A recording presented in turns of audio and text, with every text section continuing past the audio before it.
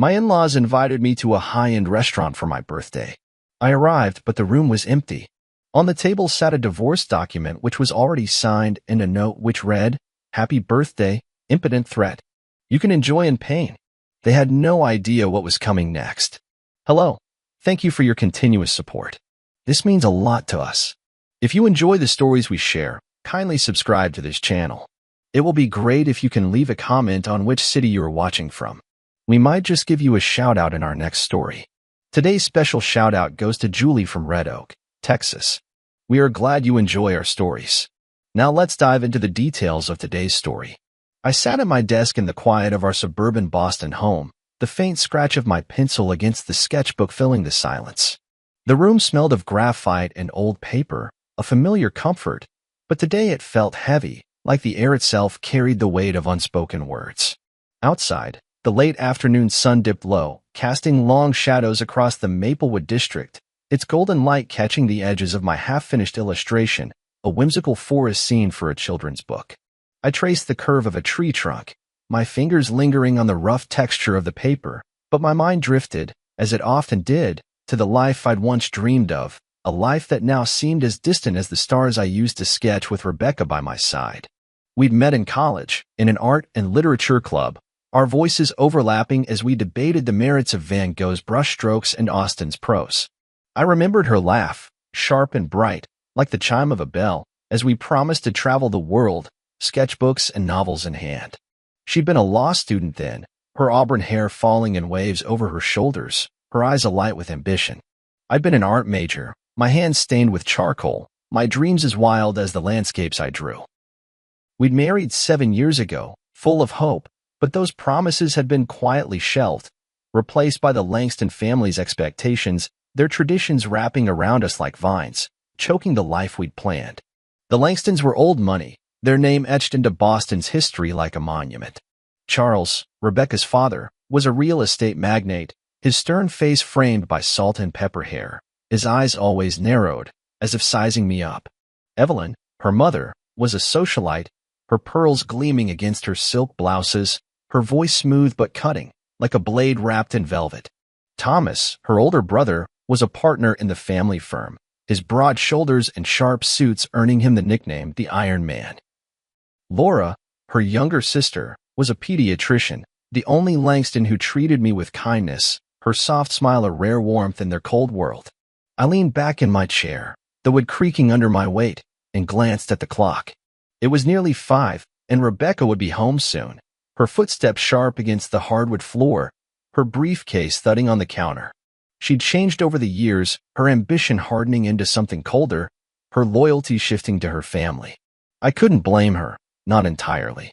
The Langstons demanded allegiance, and I, with my modest background and creative career, was an outsider, a stain on their pristine legacy. I remembered the last family gathering, a Christmas dinner at their sprawling estate in Chestnut Hill. The dining room had smelled of roasted turkey and pine, the chandelier casting prisms of light across the table. Evelyn had introduced me to her friends, her voice dripping with condescension. "This is Elias, Rebecca's husband. He's just an illustrator at a small publishing house. Eventually, he'll focus more on the family." I'd forced a smile, my jaw tight, but her words had lingered, a reminder of my inadequacy. Thomas had been worse, his laugh booming as he clapped me on the shoulder, his grip too tight. "Do jobs like yours even have benefits, Elias? I mean, drawing pictures for kids, it's not exactly a man's work, is it?" His words had cut deep, questioning not just my career but my manhood, a wound that festered beneath my silence. Laura had caught my eye across the table, her expression apologetic, and later, she'd pulled me aside, her voice low. "Don't let them get to you, Elias. They're always like this." Her kindness had been a lifeline, but it wasn't enough to stem the tide of their disapproval. Rebecca had defended me at first, her hands squeezing mine under the table, but over time, her defenses weakened, her size growing sharper, her gaze avoiding mine. I'd felt it, the distance widening between us, a chasm I couldn't bridge. The fertility treatments had made it worse. We'd wanted children since we married, but 3 years ago, we'd started the injections, the appointments, the endless waiting. The Langstons had watched us like hawks, their expectations heavy. Evelyn had said it once, her voice sharp, The Langston bloodline has always been strong. We need heirs, Elias. The implication was clear. I was failing them, failing Rebecca, failing myself. The doctor had been vague, his words careful. We haven't found significant issues, but there's a possibility of unexplained infertility. I nodded, my throat tight, but the Langstons had latched onto it, their blame settling on me like a shroud. Thomas had smirked, his tone casual but cruel. Maybe it's you, Elias. Not exactly living up to the Langston standard, are you? I rubbed my temples, the memory sharp, and glanced at my reflection in the window. My brown hair showed early gray, my eyes tired, but there was still a spark there, a quiet defiance I clung to. I wasn't just an illustrator, I told myself. I was an artist, a storyteller, but in their world, that wasn't enough. I wasn't enough. The front door opened, and Rebecca's footsteps echoed, sharp and deliberate. I closed my sketchbook, the pages rustling, and stood, smoothing my sweater. She appeared in the doorway, her auburn hair pulled back, her suit crisp, her expression distant. I'll be late tonight, she said, her voice clipped. Client meeting. I nodded, my throat tight, and watched her disappear into the kitchen, the sound of her briefcase thudding against the counter a punctuation mark to our silence. I sat back down, my hands trembling slightly, and opened my sketchbook again. The forest scene stared back at me, its trees tangled, its shadows deep. I wondered if this was how I felt, lost in their world, my roots uprooted, my dreams fading. But I pushed the thought aside, focusing on the lines, the textures, the story I was trying to tell. I had to hold on, I told myself, to something, anything. The phone rang, pulling me from my thoughts. I hesitated, seeing Evelyn Langston on the screen, but answered, my voice cautious. Elias, happy birthday, she said, her tone brighter than usual, almost theatrical. Since it's a special day, I want to celebrate with you tonight. Let's meet with the whole family at Chateau Bloom at 7. I froze, my heart pounding. Chateau Bloom was one of Boston's most exclusive restaurants, a place where a single dish could cost more than my daily salary. Evelyn had never made such a gesture before, and I couldn't shake the unease. Oh, thank you, Evelyn, but she interrupted, her voice firm. No need to be modest. We're family. I've asked Rebecca to handle something else, so come directly to the restaurant. 7 sharp. The call ended, and I stared at the phone, my mind racing. Why such a generous invitation, and why separately from Rebecca? I called her, my fingers trembling. Are you sure this is okay?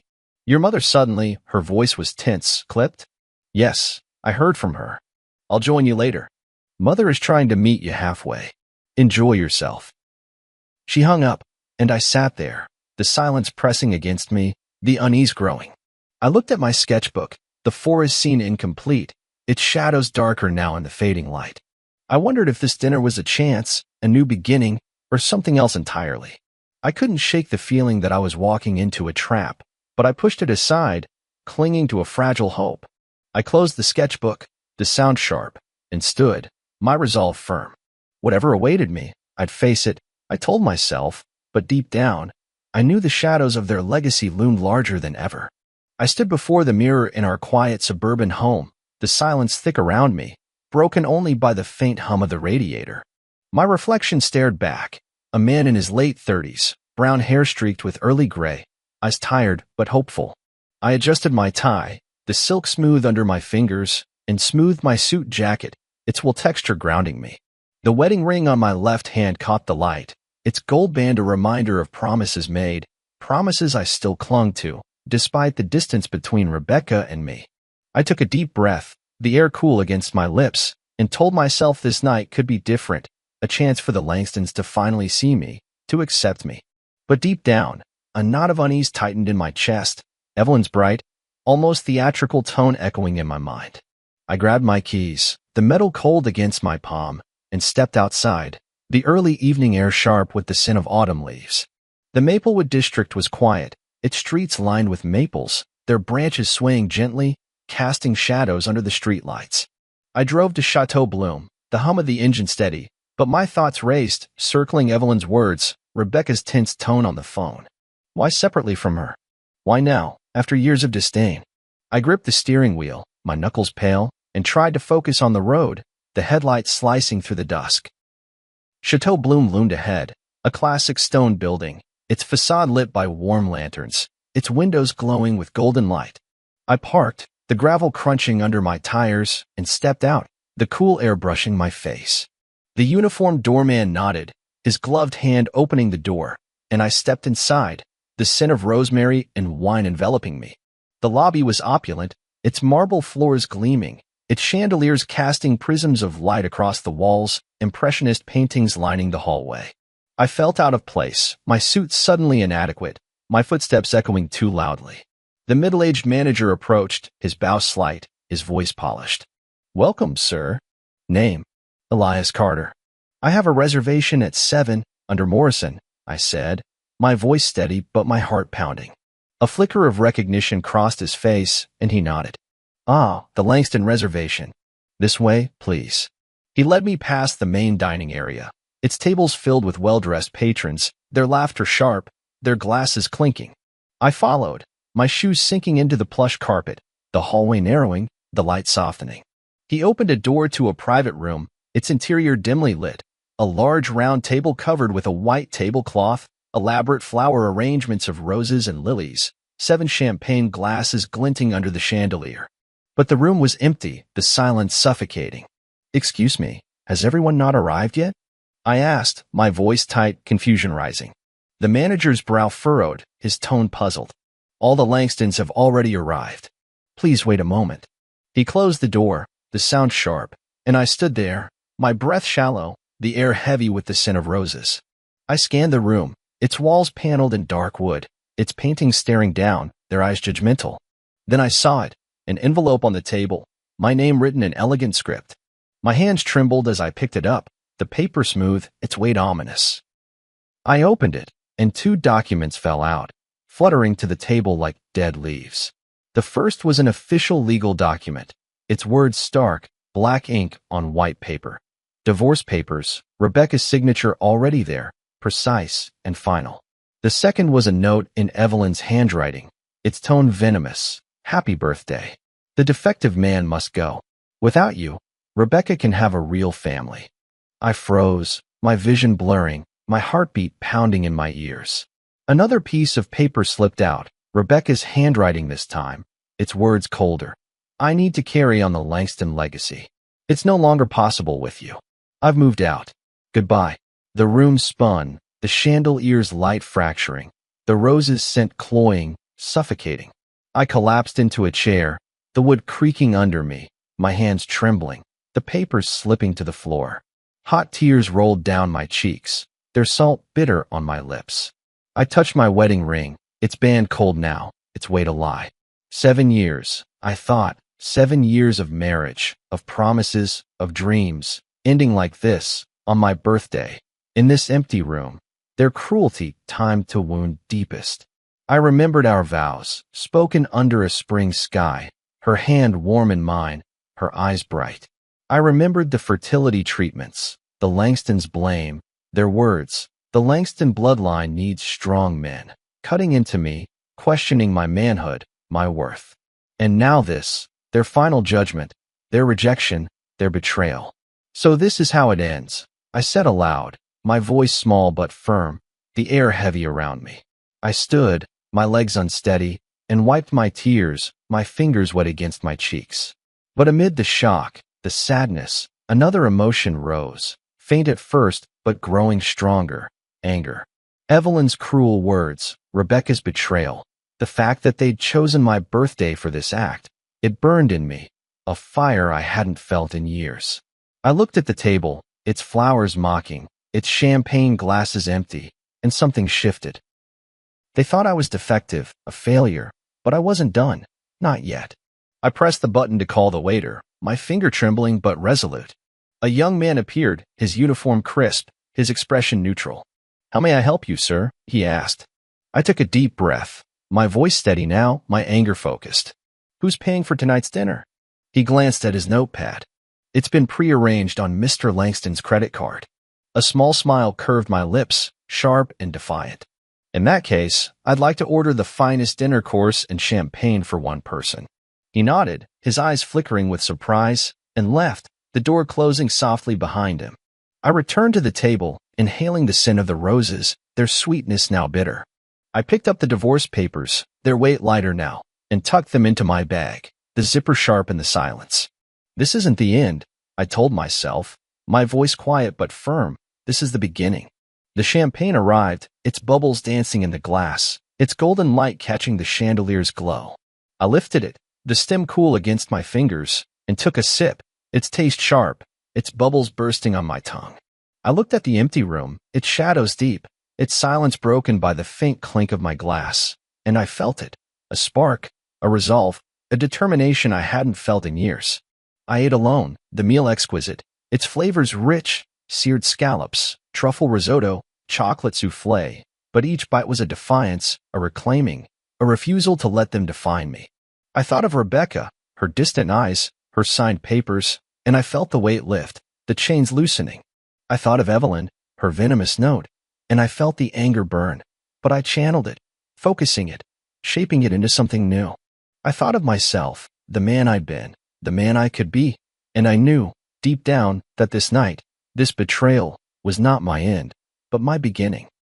I left Chateau Bloom, the cool night air sharp against my face, the stars above faint but steady. I drove home, the headlights slicing through the darkness, my resolve firm, my heart lighter. Whatever came next, I'd face it, I told myself. But for now, I carried the spark, the fire, the promise of a life reclaimed. I sat in my new apartment, the silence thick, broken only by the faint hum of the refrigerator. The space smelled of fresh paint and cardboard, the walls bare, the floors scuffed from the move. I'd left our suburban home behind, its memories too heavy, and taken this modest place in Boston's South End, its windows overlooking a quiet street, its shadows long in the late afternoon light. I leaned back on the couch, its fabric rough against my sweater, and stared at the stack of boxes, their labels sharp in black marker. Books, sketch pads, clothes, each a piece of the life I was trying to rebuild. The divorce had gone quickly, the Langstons' lawyer pushing for a settlement, offering me a small share of our joint property. I'd signed, my pen steady, my resolve firm, and reverted to my maiden name, Carter, shedding their legacy like a worn coat. I rubbed my temples, the ache lingering, and glanced at the clock. It was nearly 6, and the day had been long, filled with unpacking, sorting, trying to make sense of the emptiness. I thought of Rebecca, her distant eyes, her signed papers, and felt a flicker of anger, but it was softer now, tempered by time. She hadn't contacted me, hadn't apologized, as if our 7 years had been an illusion, a dream I'd woken from. I stood, my footsteps echoing on the hardwood floor, and opened a box, pulling out my sketchbook, its cover worn, its pages filled with forests, stars, children's faces. I traced the lines, the graphite smooth under my fingers, and felt a spark, a reminder of who I was, who I could be. The mail arrived, the slot clattering, and I crossed the room, my socks silent on the floor. I picked up the envelopes, their paper crisp, and froze, seeing one from a law firm in Cape Cod, its address unfamiliar. I opened it, my hands trembling, and read the words, stark and surreal. Dear Mr. Elias Carter, we respectfully inform you regarding the execution of your grandmother Margaret Carter's will. My breath caught, my heart pounding. Margaret had raised me after my parents' deaths, her hands calloused, her voice gentle, her death 5 years ago a quiet wound. I thought her inheritance was a small savings account, a few mementos, but this letter said otherwise.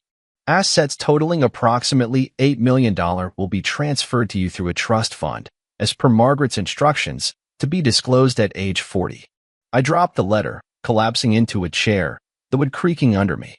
$8 million, I thought, the figure dancing in my head, surreal, impossible. I remembered Margaret's modest life, her small cottage in Cape Cod, its walls lined with books, its kitchen smelling of bread and tea.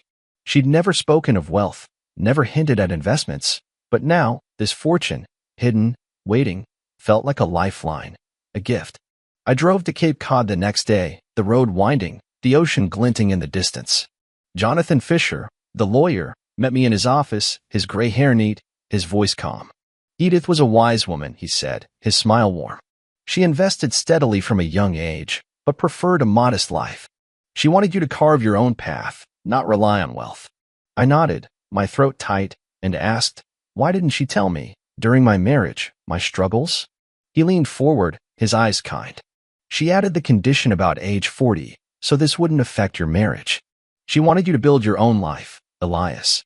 I left, the documents heavy in my bag, the ocean air sharp against my face.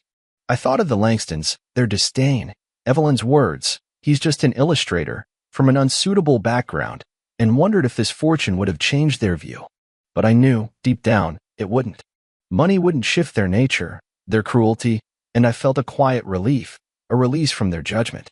I decided to retest for infertility, the weight of their blame still lingering, a shadow I needed to shake. Dr. Sarah Chun, a specialist, met me in her Boston office, her voice gentle, her hands steady. Elias, she said, taking my hand, there's nothing wrong with you. Upon closer examination, the cause was on Rebecca's side, a rare genetic condition causing low egg quality. The chances of conception were slim. I froze, my vision blurring, my heartbeat pounding. They knew, she added, her tone careful. These results should have been communicated, but male infertility is often stigmatized, and families like theirs hide it to protect pride. I left, the city streets blurring, the truth sharp, liberating. They blamed me, questioned my manhood, but it was their lie, their hypocrisy, and I felt the chains loosen, the weight lift. I used part of Margaret's fortune to open Margaret's sketchbook, a children's bookstore and art studio in Beacon Hill, its stone facade warm, its windows bright. I painted the sign myself, the letters bold, the wood smooth, and filled the shelves with books, art supplies, their colors vivid. The opening was small, but local authors attended, their voices warm, their smiles genuine. I hosted art workshops, the room filled with children's laughter, their hands stained with paint, their joy a balm. Sophia Bennett, a science teacher, visited with her son, Ethan, his eyes bright, his questions sharp. We talked, her voice steady, her presence grounding, and I felt a spark, a connection, a new beginning.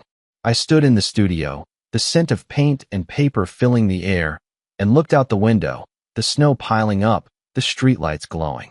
I thought of Margaret, her quiet strength, her gift, and felt her presence, guiding me.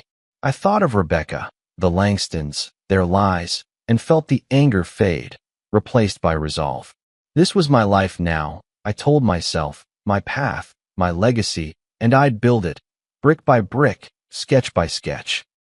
I stood behind the counter at Margaret's sketchbook, the scent of fresh paint and old books filling the air, the morning light streaming through the windows, casting shadows on the hardwood floor. The studio was quiet, its shelves lined with art supplies, its walls adorned with children's drawings, their colors vivid, their lines bold. I adjusted a stack of sketch pads, their paper smooth under my fingers, and felt a quiet pride, a sense of purpose. The past year had been a rebuilding, a reclaiming, but the Langstons lingered, their shadows faint but persistent, their cruelty a wound I'd learned to carry. I glanced at the newspaper on the counter, its headline stark, Langston Real Estate faces bankruptcy amid failed investments. I read, my eyes scanning the words, my heart steady. Charles's health had declined, his stress taking its toll, his once stern face now hollow. Evelyn had been ostracized, her social circle abandoning her, her pearls dim in the fading light. Thomas had lost his position, his Iron Man persona crumbling, his suits now ill-fitting. Rebecca's rumored engagement to a wealthy heir had fallen through, the Langstons' decline a public fall, their legacy cracking. I felt no joy, no anger, just a quiet detachment, a release from their grip. The bell above the door jingled, and I looked up, my breath catching. Rebecca stood there, her auburn hair pulled back, her suit crisp but her face tired, her eyes shadowed. She hesitated, her footsteps slow, and I felt a flicker, a memory of her laugh, her touch, but it faded, replaced by resolve. Elias, she said, her voice low, will you hear me out? I nodded, my expression calm, and gestured to a chair, its wood creaking as she Saturday, I was wrong, she began, her hands trembling, her words spilling out. I blamed you for our infertility, but it was my condition, my genetic issue. I had an affair, hoping to conceive, to prove you were the problem, but it failed. They covered it up, protected me, but I threw away the best husband for their pride. I listened, my heart swaying, anger and sadness mixing, but my face remained steady. Her confession, her affair, was a betrayal deeper than the divorce papers, a wound I hadn't expected, but I felt no shock, no rage, just a quiet release. I'm sorry, she said, her voice trembling, her eyes wet, but I stood, my resolve firm. The past is the past, I told her, my voice calm, my detachment clear. She left, her footsteps fading, and I returned to the counter, the silence settling, the sunlight shifting, its warmth faint. The bell jingled again, and Evelyn entered, her once dignified appearance gone, her hair disheveled, her eyes shadowed. Elias, she said, her voice choked, Laura's been hospitalized, a hereditary kidney disease. We've tested, but none of us are compatible. Please, help her. Would you consider getting tested? I froze, her words sharp, her desperation raw. I remembered her cruelty, her note, the defective man must go, and felt the anger rise, but I thought of Laura, her kindness, her smile, and felt a pull, a moral dilemma. I consulted Sophia, her voice steady, her presence grounding. This is about who you are, not them, she said, her hand warm on mine, and I knew, deep down, she was right. I tested, the hospital room cold, the needle sharp, and learned I was compatible. I decided to donate, my resolve firm, and told Evelyn, my voice steady. This isn't for you or your family. It's for Laura, and it's my final gift. The surgery loomed, its weight heavy, but I felt no fear, just clarity, a chance to rise above their toxicity, to define myself, not them. I woke in the hospital room, the scent of antiseptic sharp, the monitors beeping softly, their rhythm steady. My side ached, the incision tender, but I felt lighter, a weight lifted, not just from the surgery, but from the past. Laura's recovery had been swift, her gratitude warm, her smile faint but genuine. The local news had covered my donation, its headline bold. Local hero saves sister-in-law with kidney donation, and Margaret's sketchbook had buzzed, its shelves crowded, its workshops filled. I sat up, the bed creaking, and looked out the window, the city skyline sharp, its lights glowing, and felt a quiet pride, a sense of purpose. Charles had died, his stress-related illness claiming him, his funeral quiet, his legacy crumbling. I received a letter from his lawyer, its paper crisp, its words surreal. Mr. Elias Carter, Charles Langston has left you a small inheritance, including a piece of land, with a note. You were the son I never had. I failed you. I froze, my breath catching, his words sharp, ironic. I remembered his stern face, his silence, and felt no joy, no anger, just a quiet detachment. I donated the land to a children's art program, its deed signed, its purpose clear, rejecting their legacy, defining my own. Sophia and I grew closer, her voice steady, her presence grounding, our conversations deep, our laughter warm. We adopted Ethan, her son, his eyes bright, his questions sharp, and I felt a pull, a bond, a family chosen, not born.